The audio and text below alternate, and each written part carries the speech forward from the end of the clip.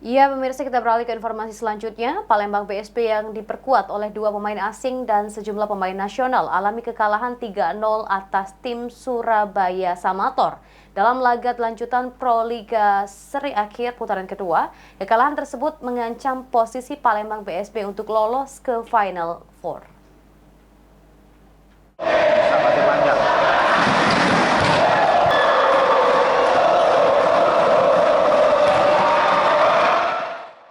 Pertandingan antara Palembang BSP menghadapi Surabaya Samator di Gor PSCC berlangsung sengit dan ketat dari sejak game awal hingga akhir pertandingan. Kedua tim saling menyusul poin dan menyajikan permainan menyerang.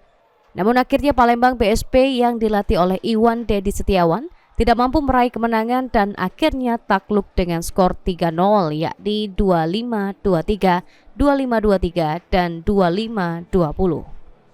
Asisten pelatih Palembang BSB, Mehmet Tarmizi mengungkapkan jika kekalahan 3-0 atas Surabaya Samator di luar dugaan tim karena sebelumnya tim Palembang BSB sudah melakukan evaluasi guna meraih kemenangan dalam 2 laga di Palembang.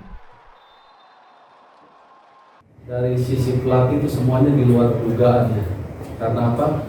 Karena semua materi, semua persiapan kita udah kita persiapkan sebaik mungkin, semata mungkin.